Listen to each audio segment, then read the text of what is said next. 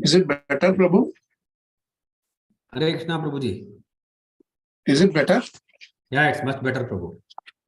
Okay, I think because of the light it was coming. Yes, Prabhuji. The sunlight was But coming. I'm not seeing any you. Hare Prabhu. I am not able to see you. Oh, okay. I didn't turn on the camera. I'll turn on it. Okay. Okay. Nice. I can see you now.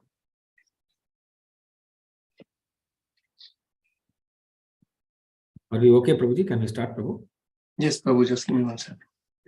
Hare Krishna devotees, Nadavat Pranam, welcome to Nityam Bhagavata Sevaya. Today we are very fortunate to have the Association of His Grace Kalachakra Krishna Prabhu. We will be sharing the nectar from Srimad Bhagavatam, Canto 4, chapter number 29 and sloka number 28. So we will continue with our current verses. Thank you, Prabhuji. Thank you for your time, Prabhu. Hare Krishna. Thank you. Thank you, Prabhu. Thank you, Prabhu Smatajis. Welcome to the morning Bhagavatam discussion. I think you're reading from 4:29-28. Jai Granth Srimad Bhagavatam ki jai. Om Namo Bhagavate Vasudevaya. Om Namo Bhagavate Vasudevaya. Om Namo Bhagavate Vasudevaya. Narayanam Namaskritya Naram Chaiva Narottamam Devim Saraswatim Vyasam Tato Jayamudhirayet Nashtaprayesha Bhadreshu Nityam Bhagavata Sevaya Bhagavati Uttama Shloke Bhaktir Bhavati Naishtiki Om Jnanatimirandasya Jnananjanashalakaya Chakshurunmilitam Yena Tasmai Shri Gurave Namaha Shri Chaitanya Manobhishtam Sthapitam Yena Bhutale Swayam Rupa Kadamahyam Dadati Swapadantikam Vandeham Shri Guru Shri Yutapada Kamalam Shri Gurun Vaishnavanscha Shri Rupam Sagrajatam Sahagana Raghunatan Vitam Tam Sajivam Sadvaitam Savadhutam Parijana Sahitam Krishna Chaitanya Devam Sri Radha Krishna Padan Sahagana Lalita Shri Vishakan Vitamscha He Krishna Karuna Sindho Dina Bandho Jagatpate Gopesha Gopika Kanta Radha Kanta Namostute Tapta Kanchana Gaurangi Radhe Vrindavaneshwari Vrishabhanusute Devi Pranamami Haripriye Panchakalpatarubhyascha Kripa Sindhubhyevacha Patitanam Pavanebhyo Vishnavebhyo Namo Namaha Jai Sri Krishna Chaitanya Prabhu Nityananda Shri Advaita Gadadhara Shivasadi Gaura Bhakta Vrinda Hare Krishna Krishna Krishna Hare Hare Hare Rama Rama Rama Hare Hare Mukham Karoti Vachalam.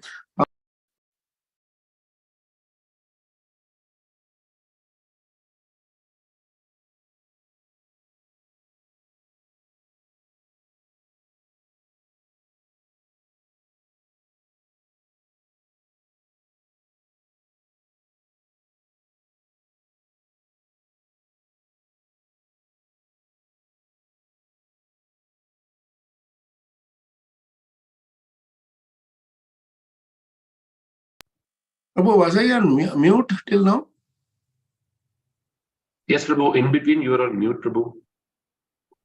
Okay, but when I was chanting Mangalacharan, at least part of You were it able was... to hear, Prabhu? You were able to hear. Partly we could hear you.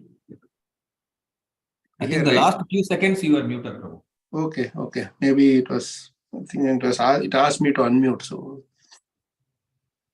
So we are reading the shloka, very beautiful shloka from this wonderful chapter of conversation between Narad Muni and Prachina Barhi, right?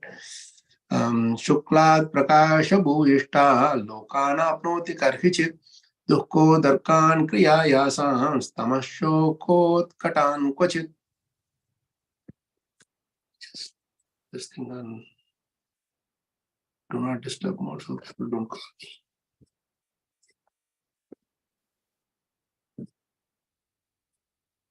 Okay, now you're all set. Shuklat prakash bhuvishta lokana apnoti karhichit dukko darkan kriya yasam stamasho katan kvachit. Shuklat by goodness, prakasha by illumination, bhuvishtan characterized, lokan planets. Excuse me. Lokan planets, apnoti achieves, karhichit sometimes, dukkha distress, udarkan having as the end result, priya ayasan full of laborious activities, tamaha darkness, shoka in lamentation, utkatan abounding, kvachit sometimes. Translation and purport based on Sabai Chana Aravinda Bhakti Vedanta Swami Srila Prabhupada ki jai.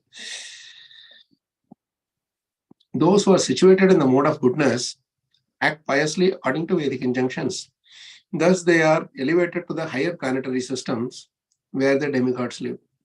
Those who are influenced by the mode of passion engage in various types of productive activities in the planetary systems where human beings live. Similarly, those influenced by the mode of darkness are subjected to various types of misery and live in the animal kingdom. Purport is here. There are three planetary systems, upper, middle, and lower. Those influenced by the mode of goodness are given places in the upper planetary systems, Brahmaloka, Satyaloka, Tapoloka, Janaloka, and Maharloka. Those influenced by the mode of passion are given places in the Bhurloka and Overloka. Those influenced by the modes of ignorance are given places in Atala, Vitala, Sutala, Talatala, Mahatala, Rasatala, Patala, or the animal kingdom. Qualitatively, the living entity is the same as the Supreme Personality of Godhead, but because of his forgetfulness, he gets different bodies in different planetary systems. At the present moment, human society is overly influenced by the mode of passion, and consequently, people are engaged in working in big factories. They forget how distressful it is to live in such places. In Bhagavad Gita, such activities are described as Ugra Karma, that is, distressful activities. Those who utilize the energies of the worker are called capitalists, and those who actually perform the work are called laborers. In actuality, they are both capitalists, and the workers are in the modes of passion and ignorance. It's very interesting. Prabhupada is initially classifying those who utilize the energies of workers are called capitalists, but he is finally terming both workers and the bosses as the capitalists as capitalists only. Something to meditate upon. In actuality, they are both capitalists and the workers are in the modes of passion and ignorance. The result is that there is always a distressful situation. In contrast to these men are those influenced by the mode of goodness, the karmis and jnanis. The karmis, under the direction of Vedic instructions, try to elevate themselves to higher planetary systems. The jnanis try to merge into the existence of Brahman, the impersonal feature of the Lord. In this way, all classes of living entities in various species of life are existing within this material world. This explains superior and inferior life forms within the material world. Jai Srila Prabhupada, Transcendental Purports Ki Jai.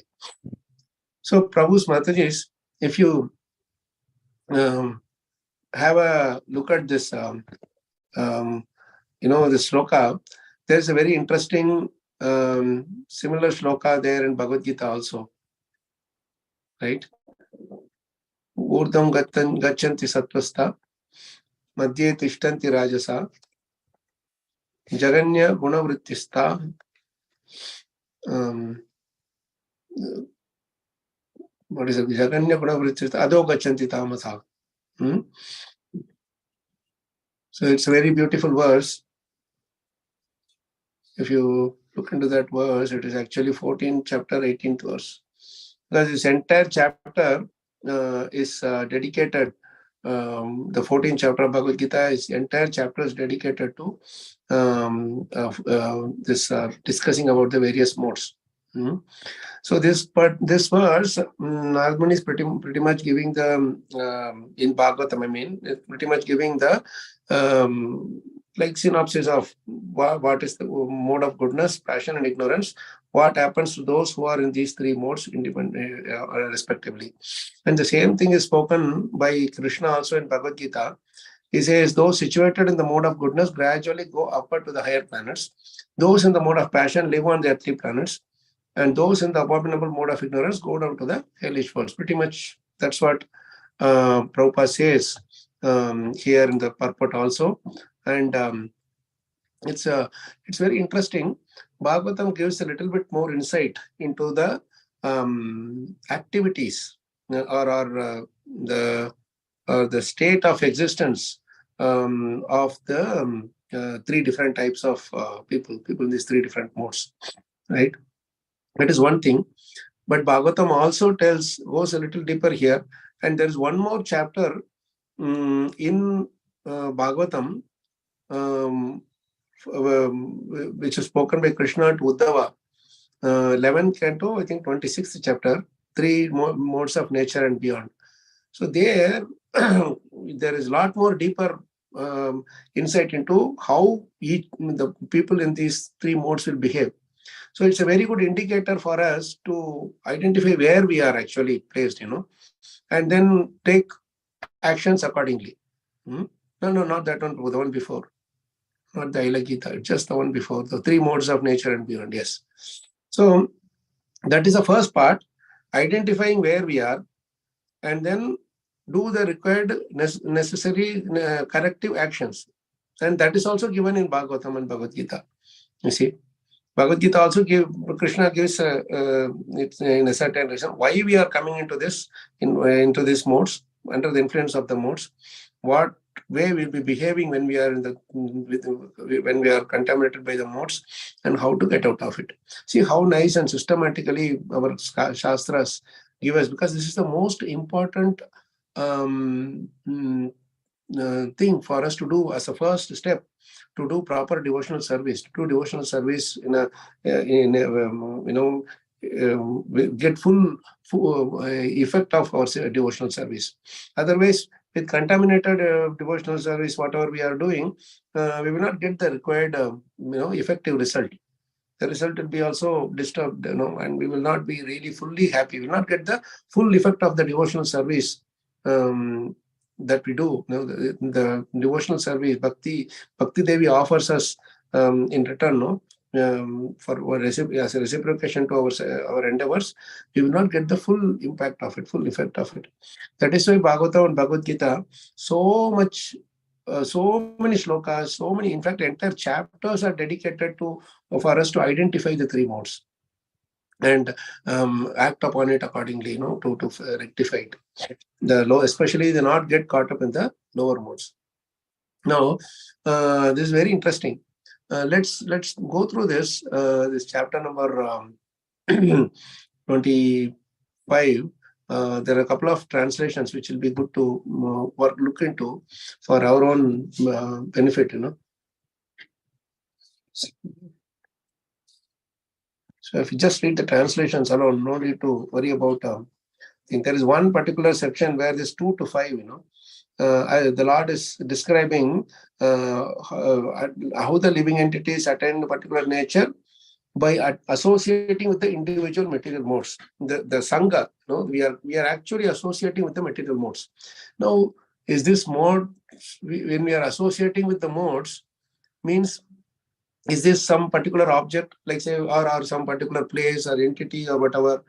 Because like say, I'm associating with a person, with a devotee. I say, yes, this devotee I'm associating with. We give a form, shape, and identity to it. But modes, where they are, where are they situated? That I go someplace and I acquire mode of passion. I go associate somewhere, acquire the mode of ignorance. So how, in what shape and form are these modes? Actually, modes are present everywhere. Every single grain of atom has modes in it. Within our own selves, the modes are present. Right? The body itself is made of the three modes. Guna vrittischa. We are actually the vritti. We are everything is expanded because of the presence of the three modes. The time acts upon the three modes, creates different permutations and combinations, and creates. So that is why even within ourselves, sometimes we are saintly, sometimes we are cranky, sometimes we are angry, sometimes we are disturbed, sometimes we are proud. All these things are coming because of the permutations and combinations of the various modes, which we acquire by our association with the various place, times, circumstances, situation, person, etc., etc. If we are strong enough, then we won't be affected by those, by the modes that those different entities are giving to us or are influencing us with. We will not be influenced by that. That is the whole idea of devotional service. And that is the whole idea of studying the Shastras also. We'll get to that when very, very important shloka, where the solution, Krishna is giving the solution, the solution to this effects of being impacted by the three modes. It's a very important and practical subject matter. So much, is there. We have enough information, even enough knowledge for us to obtain from the Shastras and from the various acharyas' teachings, etc. Especially, very importantly, Bhagavad Gita and Srimad Bhagavatam gives a complete understanding, in and out understanding of the how we are influenced by the three modes, what is the symptoms of those who are influenced by the different modes, and how to get out of it. So let's read this. Somebody can read this translation of verse number 2 to 5. If there's just a translation, if somebody can read. Yes, Prabhuji, I'll read. Yes. Mind and sense control, tolerance, discrimination, sticking to one's prescribed duty, truthfulness, mercy, careful study of the past and future, satisfaction in any condition, generosity, renunciation of sense gratification, faith in the spiritual master, being embarrassed at proper action, charity. Improper action, Prabhu. Oh, being embarrassed at improper action. I was charity, simplicity, humbleness, and satisfaction within oneself are the qualities of mode of goodness. These are very interesting. These are very interesting. No? We'll go step by step. See how many interesting things are given here, which are very practical for a satisfaction in any condition. Sticking to one's prescribed duty. And then generosity, renunciation of sense gratification, faith in the spiritual master. This is another thing, very important. Being embarrassed at improper action. This is very important. And satisfaction within oneself. Completely satisfied. Santushta. Completely santushta. Whatever the state of this thing may be, being satisfied within the oneself. These are all some of the very important things, like charity, being simple. All these things are expected to, we are expected to possess these qualities when we are doing devotional service, isn't it? We say devotee is a very simple devotee, humble devotee, etc. All these things are qualities of the mode of goodness. So this is very interesting. Each one of them, if we take, now we can do some analysis ourselves. Like whatever is listed here, these three things, which one are which all ones which we have we can associate with or identify ourselves with, or someone else is identifying more than we ourselves identifying. Somebody else should be identifying others who observe us. They should identify whether I am humble, I am simple, I am being embarrassed, I am feeling guilty of improper action, or satisfied. Am I satisfied within myself? All these things. Someone who is an onlooker or observer, they should certify us. By my own self, I cannot say I am humble. The moment I say that, I am no more humble. Right? And careful study of the past and future. See, is a very, very important quality. Each one of these things we should meditate upon. The more we meditate upon these qualities, the more we can get closer to imbibing them. Krishna will give us that capacity to imbibe them. Careful study of the past and future. What do you mean by careful study of past and future? Can somebody try to throw light on this? We can make it a bit more interactive.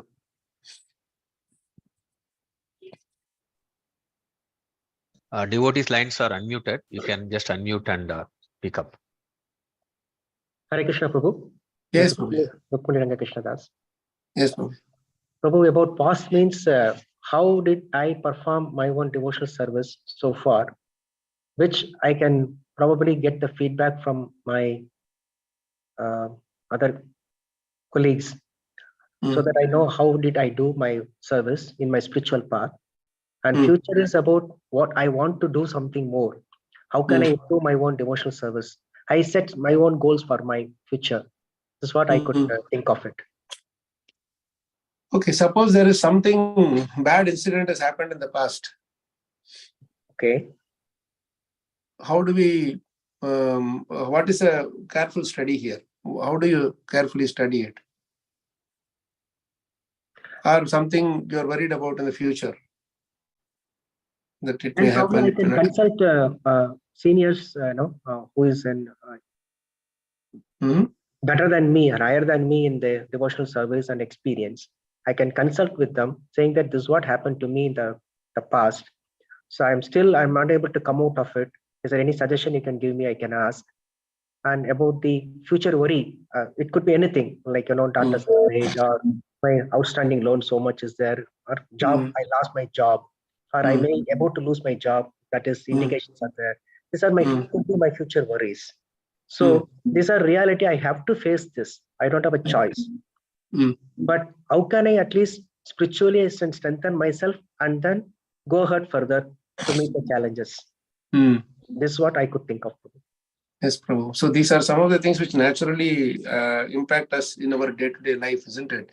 Now, when I ask this careful study of the past and future, what actually it means is that, yes, this is a problem. I'm working on it. That's one thing. But when we get entangled into the modes, like this is about moving away from mode of goodness into other lower modes, if you're not doing it properly, right? If we do this careful study of the past and future, we will stay in the mode of goodness. But if we don't do it, there is every chance for us to glide down, correct?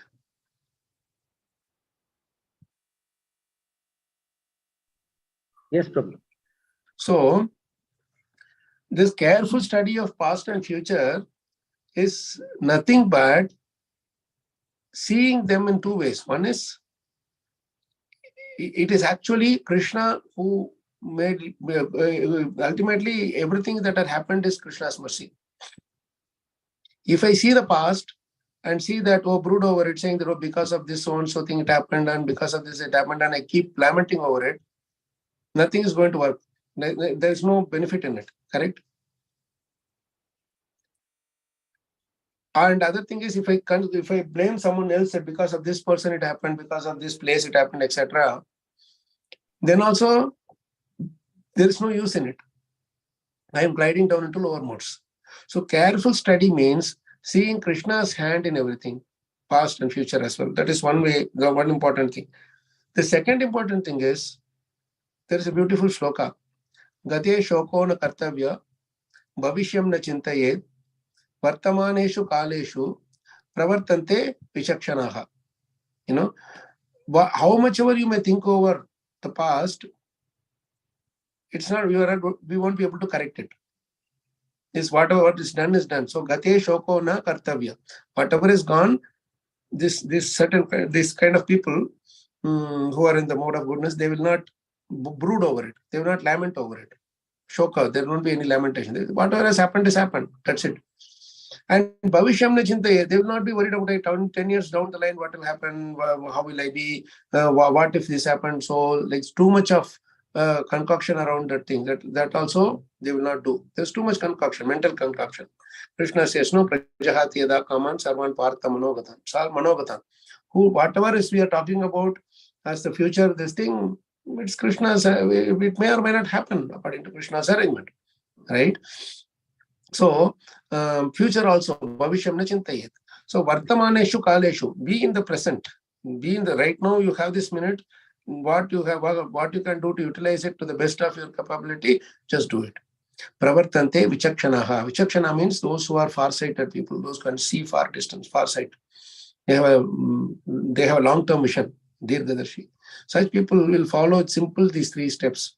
Very simple thing. No, we have heard this before, but in our slokas it is there. Don't worry about the past.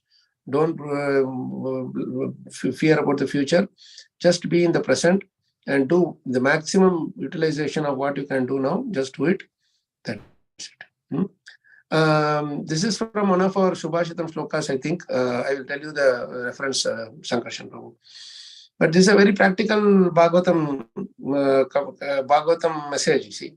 So this is like this, 2 parts. One is, anywhere you look at, ultimately you see that it is you see Krishna's hand in it. That is a real careful study of past and future by the those who are in the Sattva Guna. And satisfaction in any condition. Not worried at it, because I did this, I am in this condition. No, be satisfied in any condition. So 2 times this thing is used, satisfaction in any condition and satisfaction within oneself. See how important satisfaction is to be in the mode of goodness, right? So let's read the next one.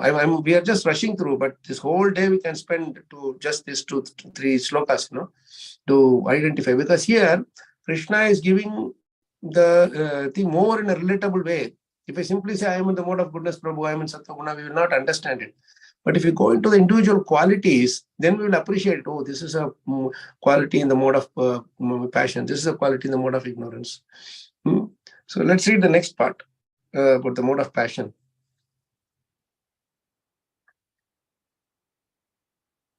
Material desire, great endeavor, audacity, dissatisfaction even in gain.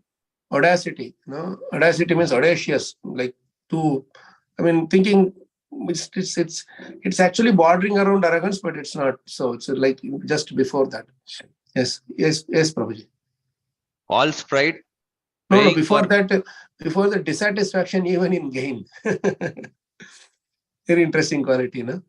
Yes, false pride, then? False pride, praying for material advancement, considering oneself different and better than others. See, interesting. Sense gratification, rash eagerness to fight, a fondness for hearing oneself praised, the tendency to ridicule others, advertising one's own prowess and justifying one's action by one's strengths are the qualities of mode of passion. I can identify more with a lot of these qualities than the ones above. See how amazing it is. Consider one to serve different and better than others. Rash eagerness to fight, a fondness for hearing oneself praised. This is something which is too good, really. Advertising one's own prowess. How subtly we advertise, this, even in our devotional service when we are doing, we are supposed to be out of that mode, but still we have that hidden motive to be praised. And if nobody is praising us, then we advertise in a subtle way. Even to that extent, pure devotional service, doesn't hold back in telling the facts as facts. Like if I say, Prabhu, I am conducting, how are you doing, Prabhu? How is everything going on? Yes, Prabhu, I am doing very nice. I am preaching in all these places. I am going so many places. I am reading Bhagavatam. I am doing this. I'm so many people are coming to my program. We have this many people, etc., etc. All these are advertising one's own prowess. This is, and then when that person hears this, oh, so nice, Prabhu, you are doing wonderful. Then fondness for hearing oneself praised. We don't, and half the time we praise others so that we will get praised in return, because it's like return gift. I'm giving you a gift, you say, give me a return gift. So I can see, a lot of these things, praying for material advancement. Again, how many times you go to Krishna, please Krishna, give me pure bhakti.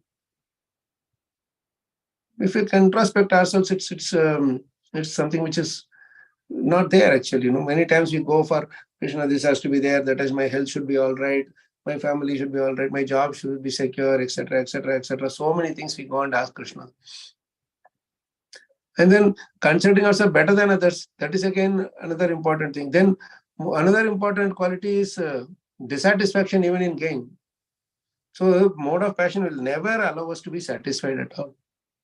So wherever there is no satisfaction, immediately we can understand that we are either in the lower mode of passion and ignorance. So with the satisfaction only, that's the greatest weapon we can have to conquer the modes and do bhakti peacefully. Whatever it may be, today you may invite 10 people, only one person might have come, but we should be happy with it. Did we get a chance to glorify Krishna? That's all we should be looking for. Did you get a chance to serve Krishna and his devotees in whatever way possible? That's all we should do. It is because of our eagerness for name and fame, subtle name and fame, that Krishna is not giving us everything in toto. Sometimes we may do little sattvic bhakti. For that, some reciprocation will come.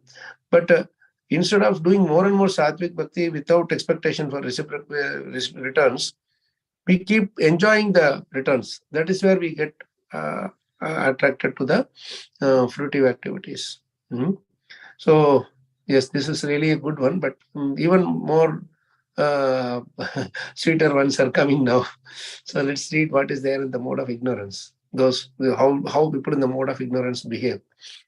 Yes, can I ask you a question here? Yes, Prabhuji.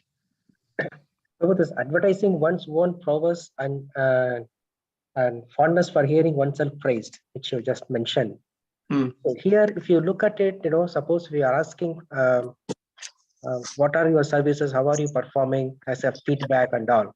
Then will you consider that also as in this coming under this category? You are asking someone else? Yeah, suppose I am, our superior is asking me, what are your services in the temple? How are you doing and all? Because once when we meet in any festival and all, no, that is a time to meet some other seniors and all. Then you go and tell them, okay, I'm doing this service and all. Then naturally you say, oh, you're doing very nice service, good and all.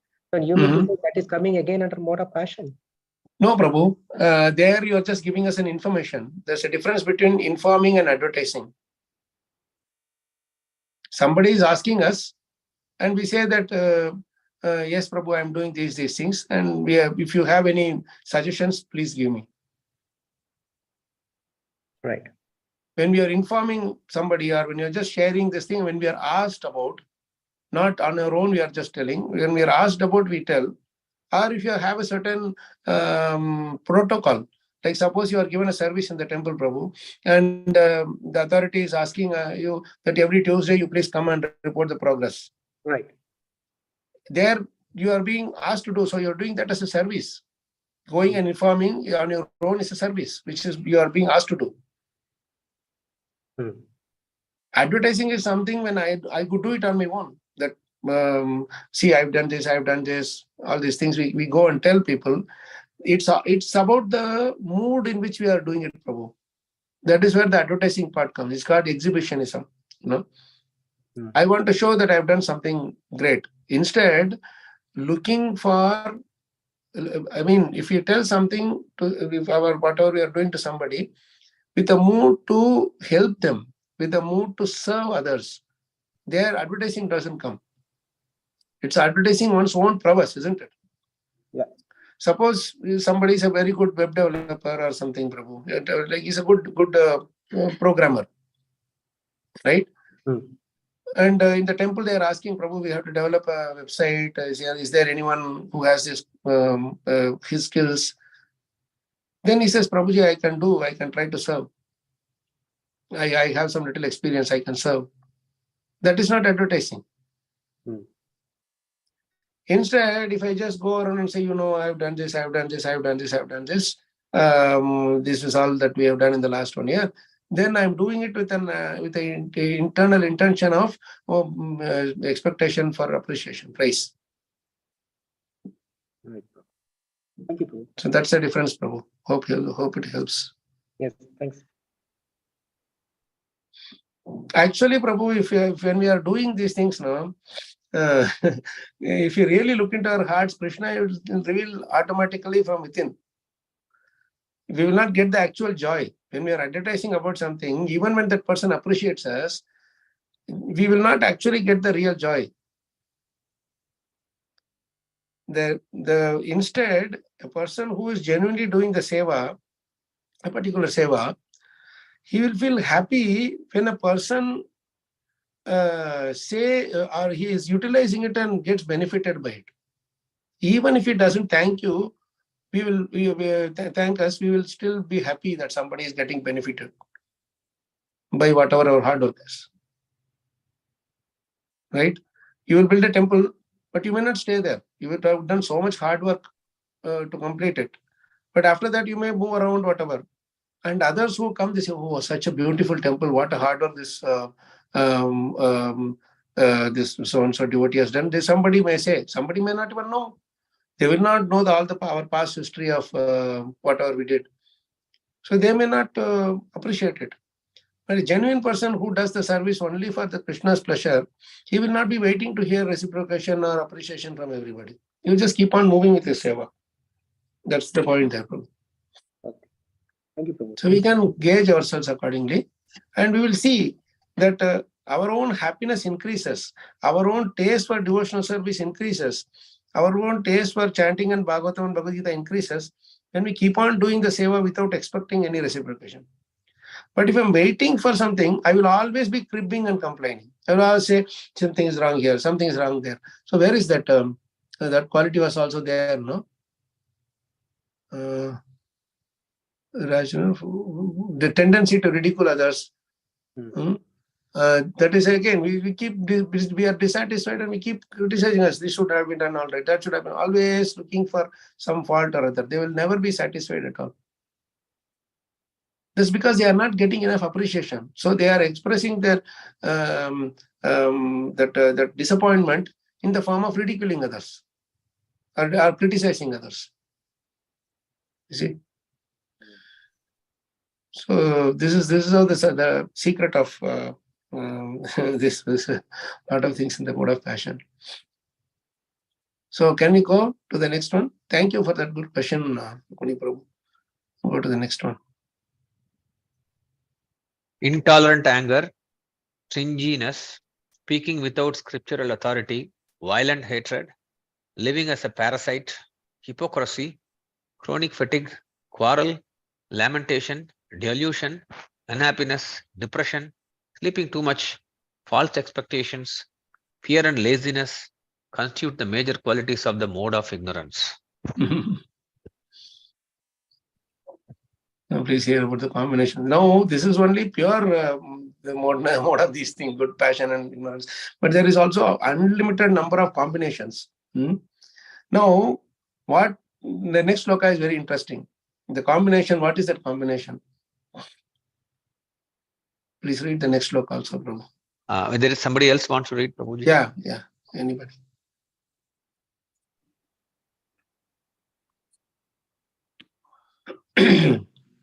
Can I, Prabhu? Yes, Yes, please. Mataji. Okay.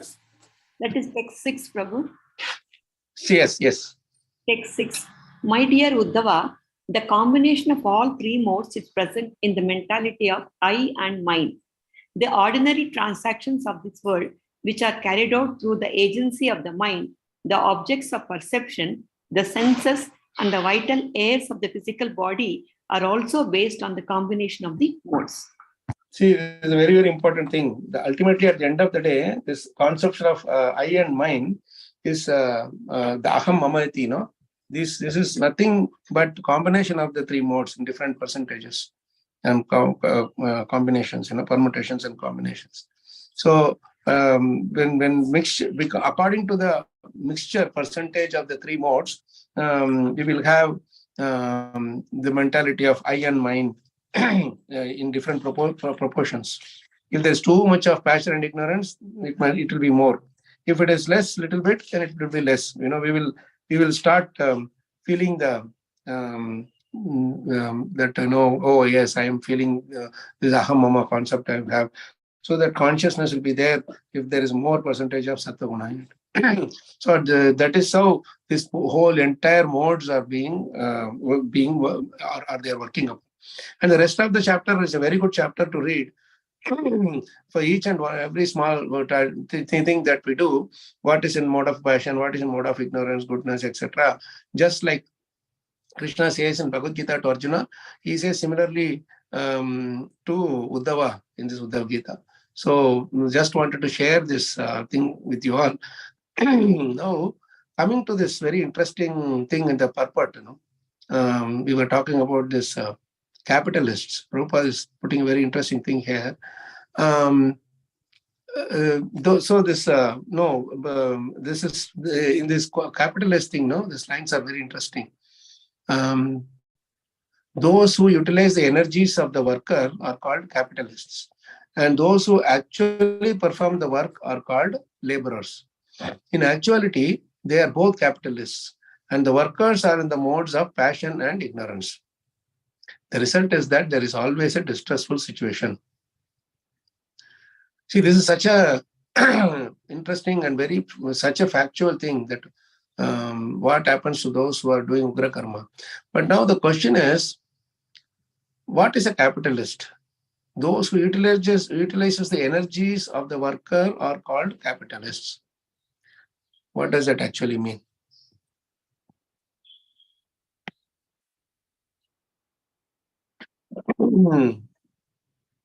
Somebody is starting a business and they are saying that I will invest this much capital.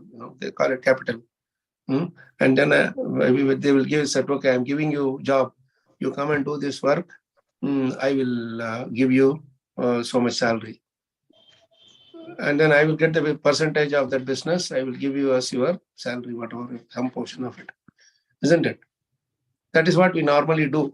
There's a capitalist, we have venture capitalists and like that, those who are like, somebody has idea, you don't have money, I will give you the capital, I will invest in it, but this is so on. So they have different contractual agreements and so on. And those who are working for them, they are saying that, okay, I will invest my intelligence, my labor, my hard work, whatever, physical activity, whatever, and you give me this thing. So that is how the thing goes. But in actuality, everybody is distressed. The result is there is always distress situation. So what is this capitalizing means? Capitalizing actually means you are taking advantage of, in one way, right? You are taking advantage of the laborers there, and you have your investment, whatever, you do it accordingly. Somebody having some Lakshmi, somebody doesn't have Lakshmi. So there is a middleman who says, okay, you give me this much Lakshmi, I will give you this much percentage. And then he tells to the other person who wants Lakshmi that I will give you Lakshmi, you give me this much percentage as interest. Then he will take some profit and he will give some little to the one who has given the money, right? So like this, there is things are there. But why is Prabhupada calling both of them are actually capitalists?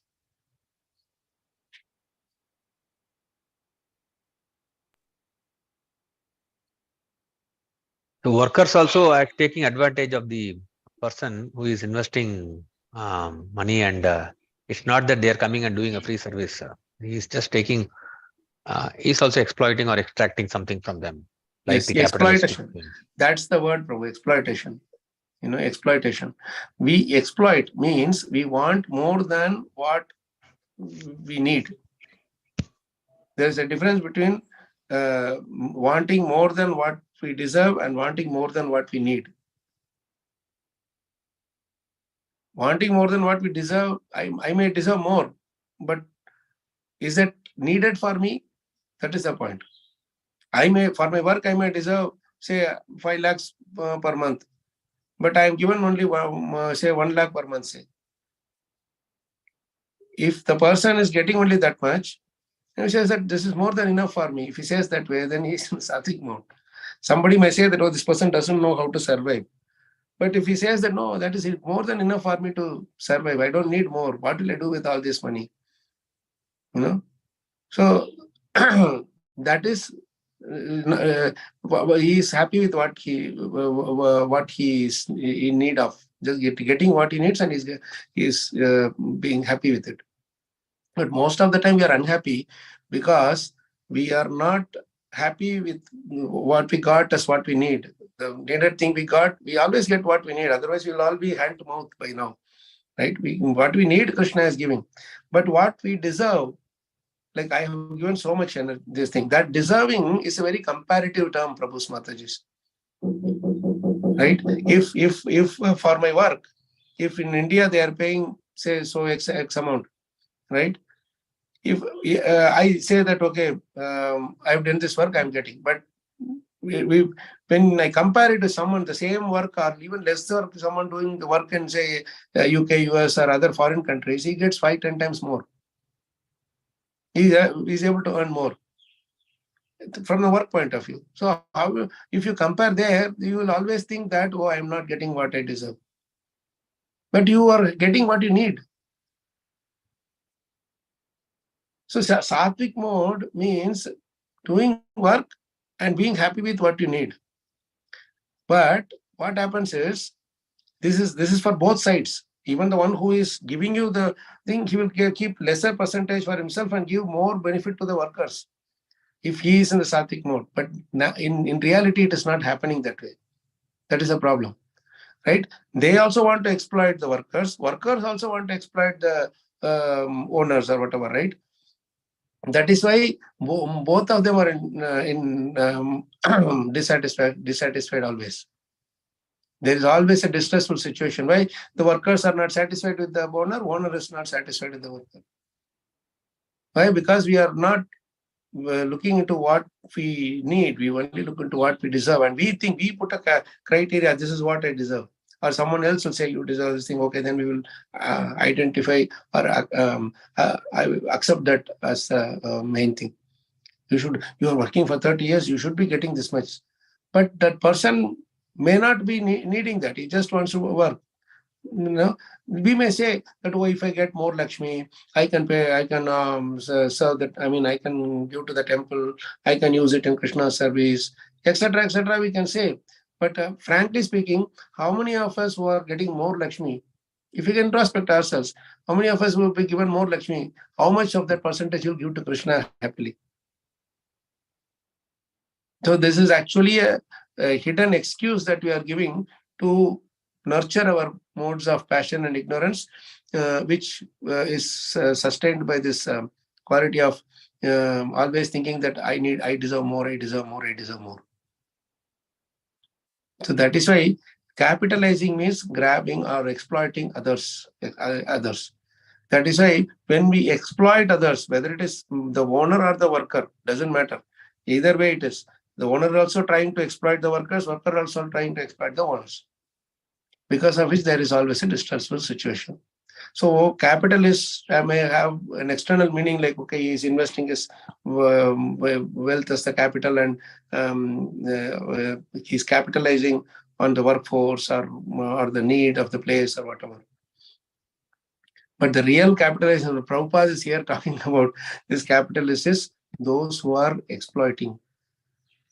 So the exploitation will always lead to a disturbed condition, disturbed minds. That is why the job of the all the industrialists or whatever, their job is to always keep people unhappy, keep their dependents dissatisfied. Prabhupada writes that in a purport. So they will do anything and everything they want. So as a result, cheating also happens from the worker side. They don't work, but they show as if they are working. They get the salary without working. So all these kind of things are coming as a result of our non-devotional, or even, I won't even say non-devotional, it's like unethical behavior. Even those who are, we don't even come to a level of devotional service to understand this common sense thing, that it's unethical to get salary for work which we have not done, or get more profit by exploiting others and just sitting at home and not realizing the other's pain. So in both cases, the common thing is that both parties don't realize the other's pain. You're just talking from, say, a business transaction, but you transform the same thing into relationships or other transactions, where we always want to get more love than what we give, right? We want to serve, we want to be served more than how much we serve to others. So always we are capitalists. Capitalist means, basic definition of capitalist is, I get more than what I put, right? I invest this much money, but I want more in return. The workers also, I put this much work only, but I want more money for me. So this whole tendency is in the mode of passion and ignorance. And because we are constantly absorbed in our day-to-day work in this environment, we are somehow or other accustomed to it as our nature. And we apply the same logic to our devotional service too. And that is where we should stop being capitalists in devotional service. We should be a container in which everybody serve, like I just came to the temple the other day, how nicely the new temple, the big temple has come up. I remember many years ago when when we used to start the programs there in ICC, we used to do the programs there in ICC. Narahari Chaitanya Prabhu would always say that our job is to make a place for everybody to come and do Shravanam Kirtanam and just glorify Krishna, study Bhagavatam, chant the holy names, do service.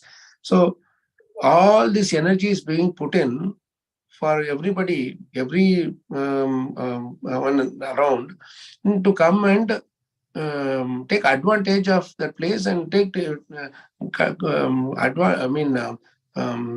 refine our devotional service more and more, increase our fabric of devotional service. In other words, increasing our fabric of devotional service means how much we can detach ourselves from the modes. Because the moment you are inside that compound, you see the modes are, we leave the modes outside as much as possible, most of the time, right?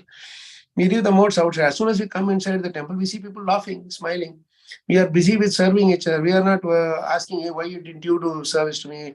Why are you making me serve more? Why are you exploiting me? Those concepts are not there at all. So that is why in our, in Sangha, in our Bhakta Sangha, we are not affected by these lower modes, right? Because we are not exploiting each other. We are serving each other. We want to serve each other. Nishavanena means we relish the taste of serving this Lord and his devotees. Utsukaha.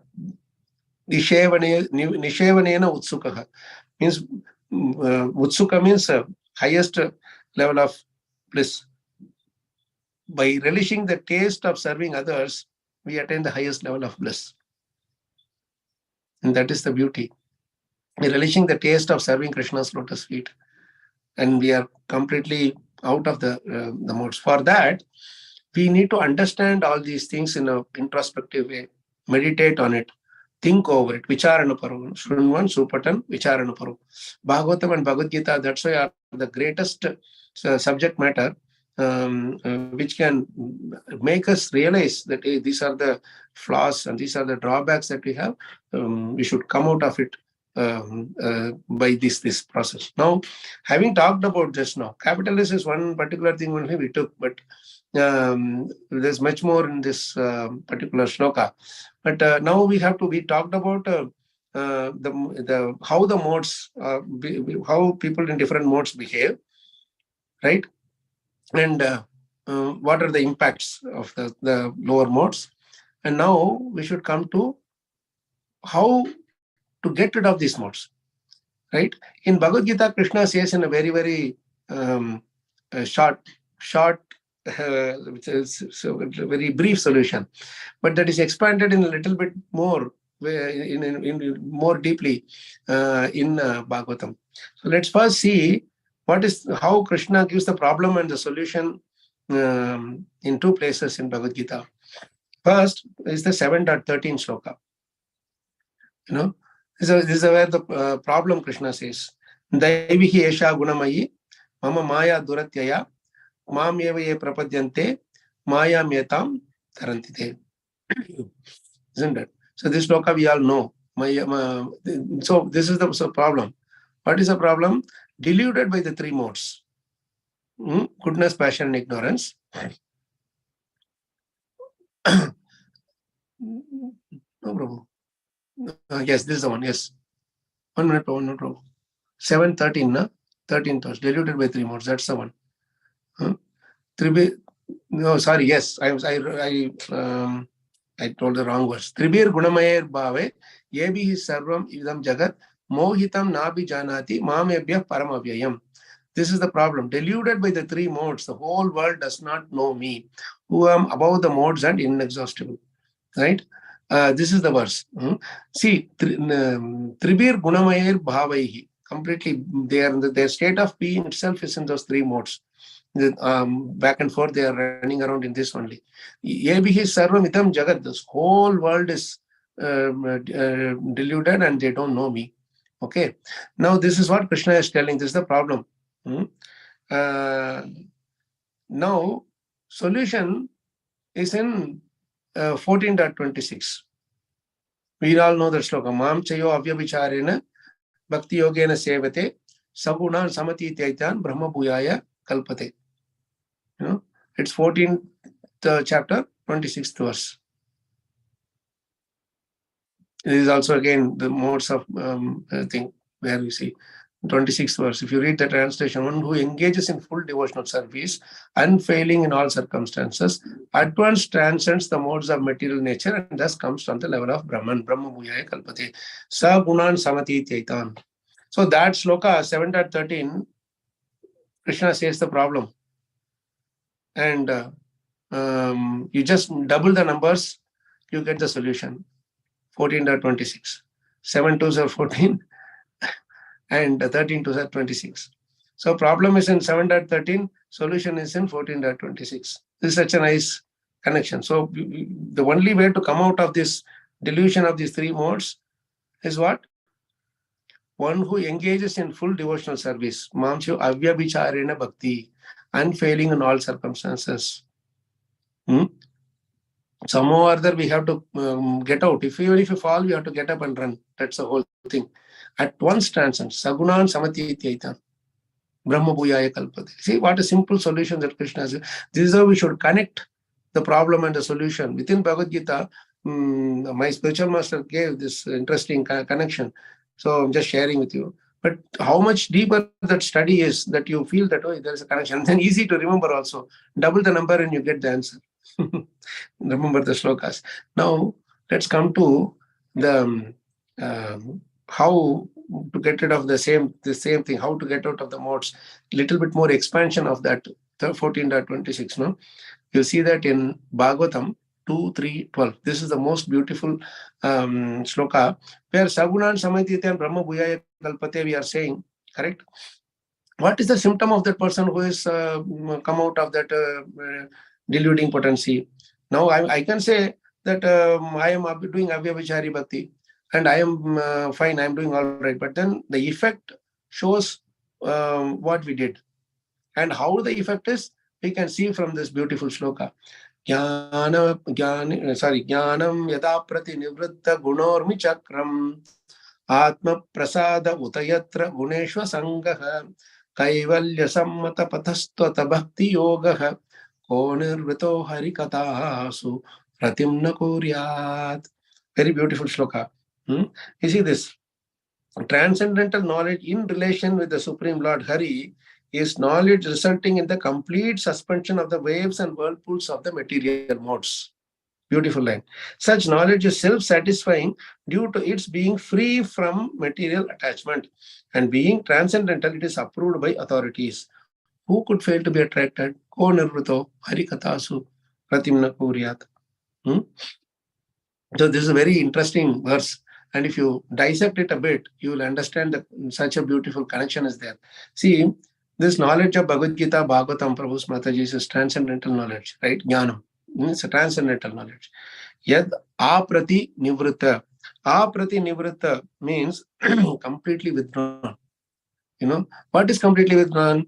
The guna urmi chakram. Aprati nivritta guna urmi chakram. Now, the effects of the modes of passion and ignorance is so beautifully explained by these two interesting examples. What is that? That is waves and whirlpools. Waves, what it does, it tosses us up and down, up and down, up and down. One day up, one day down, one day up, one day down. This is what is the mode of passion does. One day we are excited, another day we are down. One day we are exhausted, another day we are down. We are not in a steady state. So this mode of passion does that. And guna urmi means chakram means whirlpool. Urmi means waves, chakra means whirlpools. Whirlpool, what it does, it's slow, it goes in the rivers and all, it is there, no? Water beds. So it just does, takes us deeper and completely sucks us in, we can't even come out. That's why adho gachanti tamasaha. So that is mode of ignorance. So people who are always suffering by these two lower modes, when they come in touch with Krishna in the form of this transcendental knowledge, the transcendental knowledge in relation with Krishna. That is why this jnanam is very important. This jnanam of Bhagavatam and Bhagavad Gita, it is in relationship with the Supreme Lord Hari. So what does it do? It results in the complete suspension. It completely suspends aprati nivritta.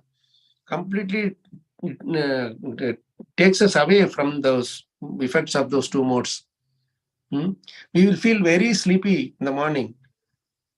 But the Bhagavatam and Bhagavad Gita transcendental message, the knowledge, it makes us awake. It wakes us up. Oh, I have to do Mangalarti, I have to do chanting, I have to do Bhagavatam. Otherwise, we can easily lie down. I can lie down. You can all lie down in our beds now. 8, 9 o'clock, people still snore in many places. What makes us come here? Because of the effect it has. Right? It has taken us out of the modes. Even if you're tired, we get up and we go and run to do the Mangalarti, we run to the temple for Seva. How? Because it has completely suspended us, this transcendental knowledge. Constantly it is going inside and it is purifying our hearts. So resulting in the complete suspension of the waves and whirlpools of the material modes. Guna urmi chakram, right? And the next thing, installment of that mercy, installment of that knowledge is mercy. Bhagavatam, Bhagavad Gita, the mercy is that it is self-satisfying. Atma prasada. Atma prasada utayatra guneshu asangaha. Moreover, beyond this detaching, it does one more thing, guneshu asangaha. Because the knowledge itself is independent, is not touched or uncontaminated by those lower modes. It is because it is pure.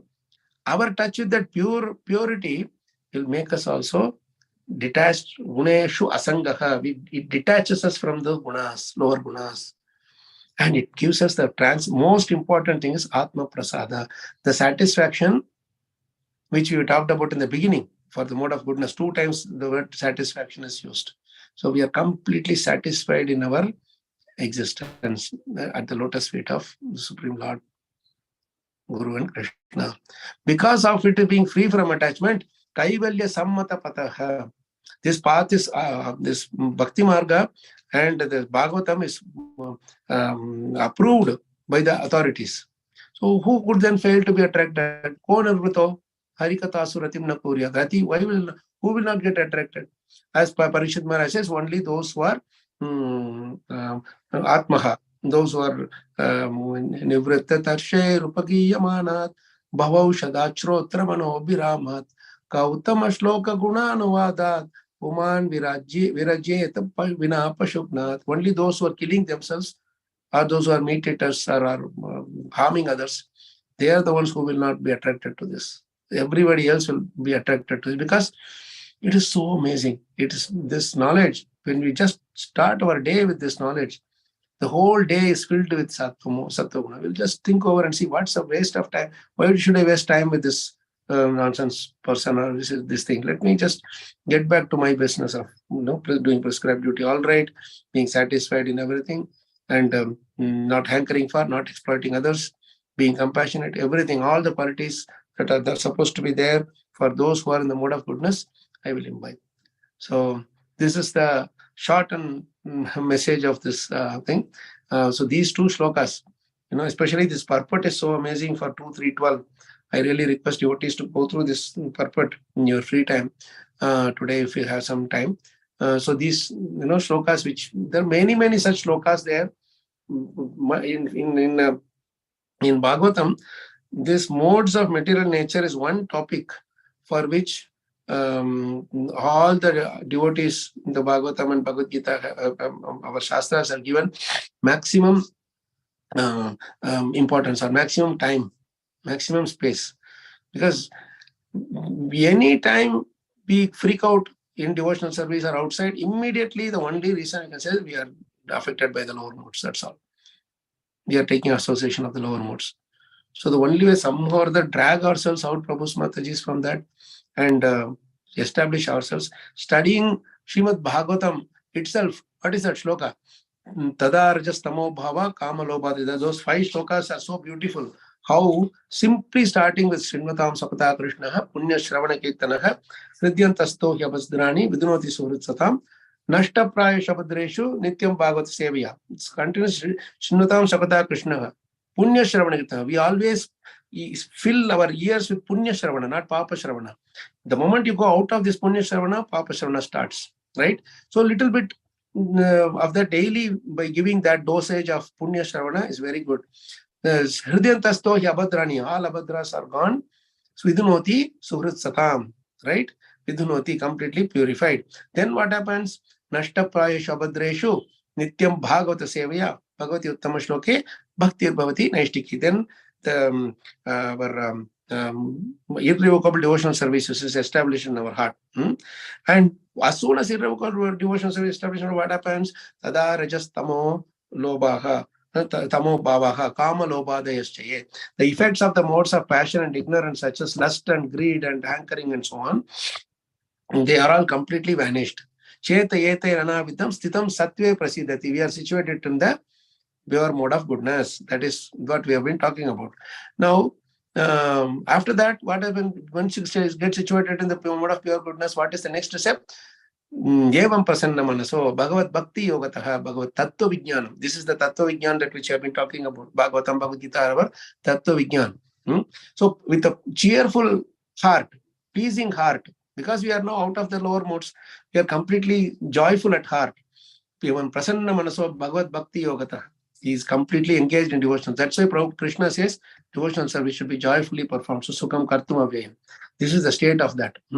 Bhagavad Bhakti Yogataha, Bhagavad Tattva Vijnana Mukta Sangasya Jayate. He will be freed from the association of lower modes and people in the lower modes. Finally, what is the final installment token of the installment of that mercy?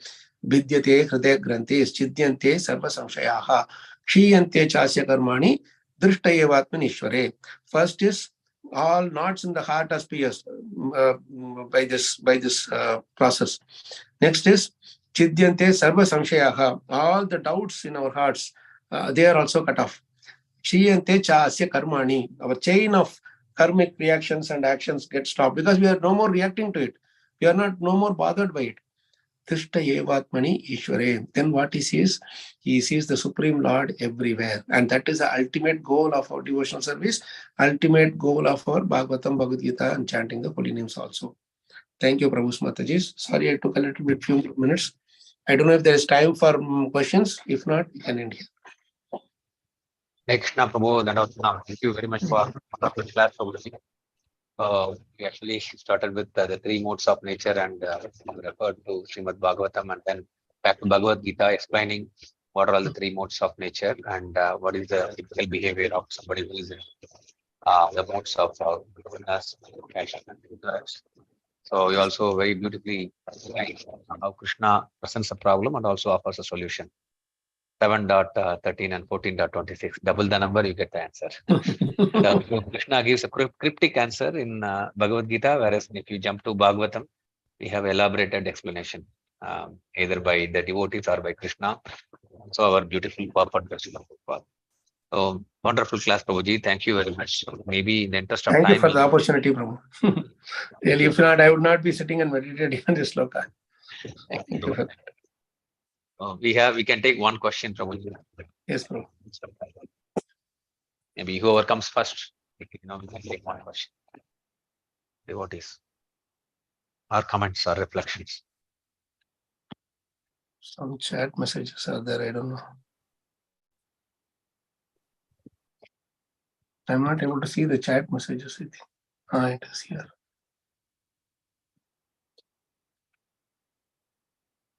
Yes. Anybody have any questions or can? Anybody able to unmute the line? I think I removed the option. So you can just unmute the line by yourself.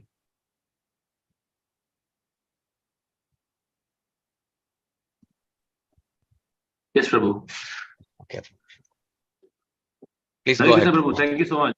Thank you for connecting many things. As you said, 7.13, 14.26. I can remember that. It'll take easier to remember question and solution. And you touched upon those very critical aspects of the various gunas and how it actually, how it manifests in our day to day. How do we exhibit those qualities of what we stand with? It's really very nice. Prabhu, I just had one question. Yes. When you talked about capitalists and everything, right? So from what we discussed, it looks more like whenever we are doing, whether you do your, as a what do you call, as a capitalist or as a worker or whatever it is, we will always be in a particular mode of passion or ignorance only. So is there a way by which we can engage in these activities and still be in a mode of goodness at least? It depends on the kind of work that we are doing, Prabhu. If I'm saying that I have to, lift heavy this thing or drive all night, some car or something, then I can't expect to be in the mode of goodness. I have to exhibit that mode of passion, right? Like even Hanuman and Arjun, they had to engage in the mode of passion. Otherwise, they will not fight. If you are in the mode of goodness, then you just sit there and be in samadhi, and your team will be defeated, right? So it is not that we should always be in the mode of goodness thing, because there are time and place to apply the different modes, Prabhu. So applying the wrong modes or being in the wrong mode at the wrong time is also not really good. Everything can be engaged in Krishna's service, provided we are not keeping ourselves as the center of that enjoyment or object of that enjoyment. See, so Prabhupada used to say that even for sleeping, you need to be in the mode of ignorance. But then that mode of ignorance is not considered ignorance in the mundane terms, because you are doing it for Krishna. So Prabhupada says in lectures, eat for Krishna, sleep for Krishna, walk for Krishna, everything is for Krishna.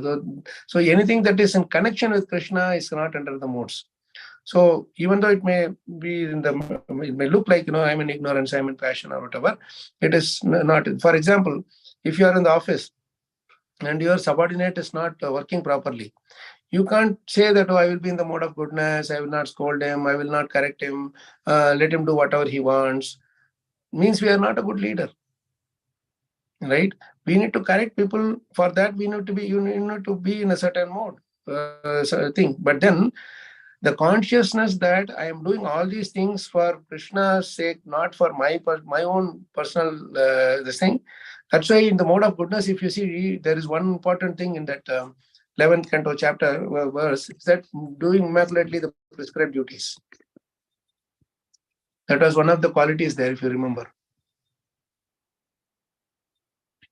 That is the very first one. It is actually sticking to one's prescribed duty and truthfulness, right? So it's important to see that we are doing our work as per our accountability, responsibility, whatever. So when we are doing everything for Krishna's sake, Krishna's pleasure, Guru's pleasure, then they don't come under the modes. Those acts don't come under the modes. In other words, they will not drag us more and more into the lower modes. What is the difference between being in ignorance in Krishna's service and being in ignorance for our own sake, or passion and ignorance, for example? Being in passion and ignorance for Krishna's sake will make us get more and more taste for Krishna. So that is not actually contaminated modes. Whereas being in the lower modes for our own sake will keep us retained there and even drag us even adho gachanti tamasa, to keep us low, more, keep taking us more and more to the lower part. So that is the thing we have to understand here as per my limited whatever knowledge. Thank you, Prabhu. So what you're saying is we may have to do our prescribed duties in the way it is to be performed, Yes. but be aware that you're doing it more on a temporary basis, but be aware that it is for that It you is don't get trapped in the mode. Mm. It is more for the situation you are responding to Yes. the need of the hour. Yes. Thank you. And Bhagavad Gita also Krishna says, what is that? Yes, Swadharmena Mam Nityam Nirashir Shraddhaya Mitaha Shanake Bhajate Shanake Stasya Mano Rajan Prasidati. No, this is in Bhagavatam. Beautiful shloka. When I think Vishnu, Lord Vishnu, when he comes to the arena of Prithu Maharaj scene, in his yajna thing, there he says this beautiful verse. Yes, Swadharmena Mam Nityam Nirashi Shraddhayanvitaha. If you can find it out, Prabhu, I don't know if you're stop sharing, no? This one shloka which we can enjoy that. Yes, Swadharmena Mam Nityam. Yes, got it. 429, 4.20.9.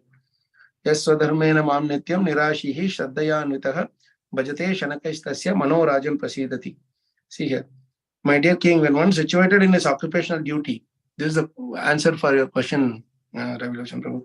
Engage in my loving service. That's what, when you're doing in connection with Krishna, in linking with Krishna, Bhakti Yoga, Manasi, linking process of devotional service, right? And without motive for material gain. You don't want for your own name and fame, you're correcting that to subordinate. That person has to do well and he should grow in his thing. That's why you are doing that. He gradually becomes very satisfied within.